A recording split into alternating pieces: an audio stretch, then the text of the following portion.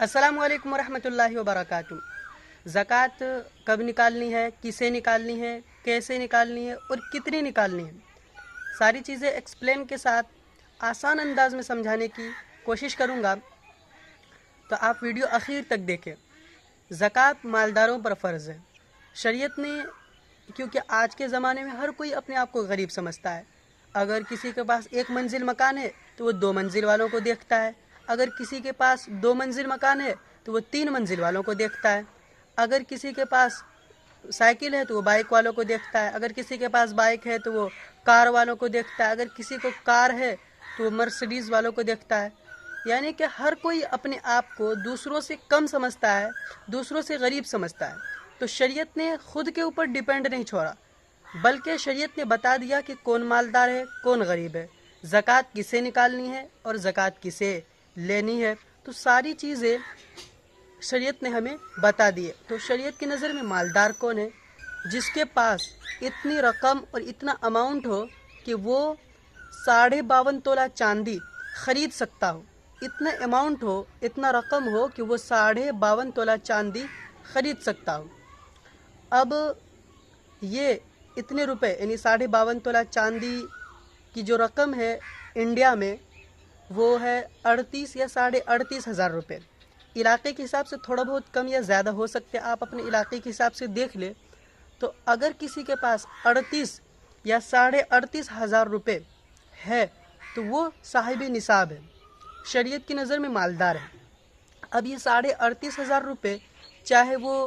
سونے کی شکل میں ہو، چاندی کی شکل میں ہو، یا بینک بیلنس کی شکل میں ہو، کرنٹ اکاؤنٹ میں ہو، یا سیونگ اکاؤنٹ میں ہو، یا وہ کیش کی شکل میں ہو، یعنی نقد روپیے کی شکل میں ہو، یا زیورات کی شکل میں ہو،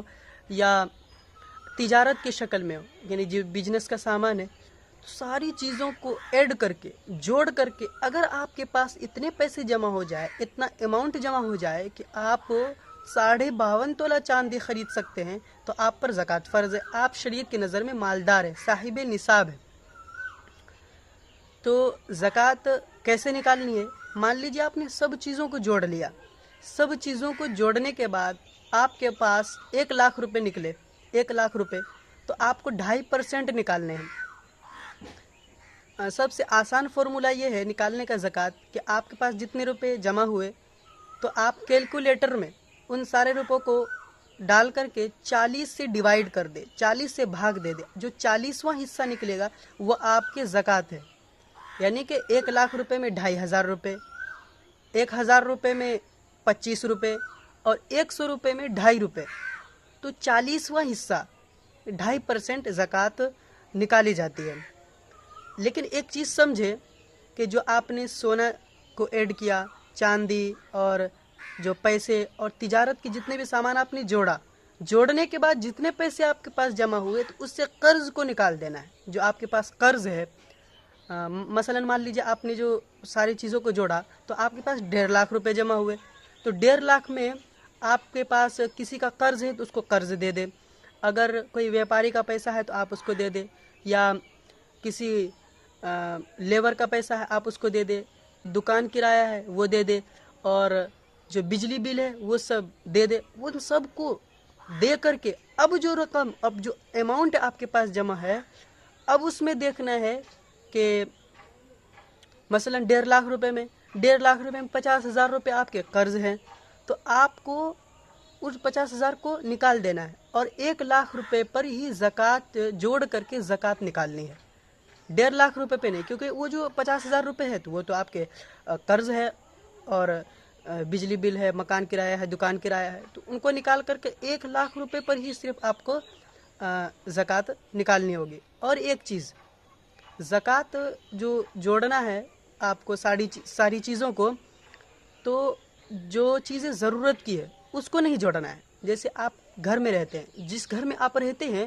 چاہے وہ 50 لاکھ کا ہو، کروڑوں روپے کو، اگر آپ اس میں رہتے ہیں، آپ کی ضرورت کی، تو اس گھر کو نہیں جوڑنا ہے۔ ہاں، اگر آپ نے کوئی پلاٹ خریدا ہے، پلاٹ خرید کر کے آپ نے اس نیت سے رکھا ہے کہ اگر مارکیٹ میں جب اس کا ریٹ جب بڑھ جائے گا تو اس پلاٹ کو میں بیچ دوں گا، تو تجارت کی نیت سے ہے، تو اس پلاٹ کو اب زکوٰۃ کے مال میں جوڑیں گے۔ کوئی موبائل ہے آپ کے پاس، تو جو موبائل آپ کے استعمال کی ہے، آپ نے یوز کی ہے، آپ کی ضرورت کی ہے، چاہے وہ لاکھ روپے کی ہو، 2 لاکھ روپے کی ہو، تو اس میں زکوٰۃ نہیں ہے۔ ہاں اگر کوئی موبائل ہے کہ آپ کی موبائل کے شاپ ہے، آپ کی دکان ہے، تو اب دکان میں جتنے بھی موبائل ہے جو بیچنے کی نیت سے آپ نے موبائل سیل کرتے ہیں، تو اس پر اب زکوٰۃ کی رقم اس کو جوڑیں گے۔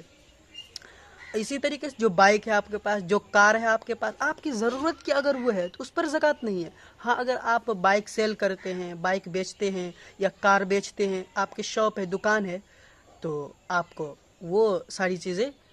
ایڈ کرنی پڑے گی زکوٰۃ کی رقم میں۔ اسی طریقے سے اگر کوئی بک اسٹور ہے آپ کا، مثلاً کہنے کا مطلب یہ ہے کہ جو تجارت کی نیت سے جو چیزیں آپ کے پاس ہے،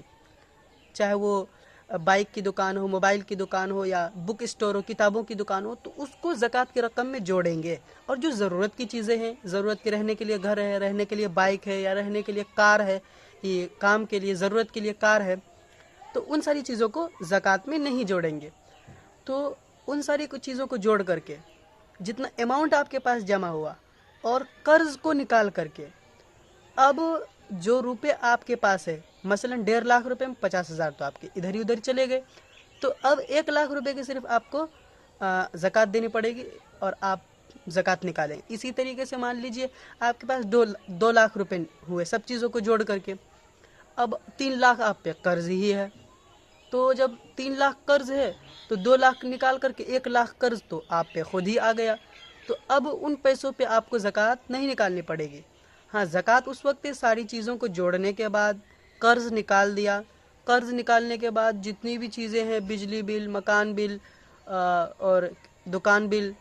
ان ساری چیزوں کو نکالنے کے بعد اگر آپ کے پاس اتنا اماؤنٹ ہے کہ آپ 52.5 تولہ چاندی خرید سکتے ہیں، آپ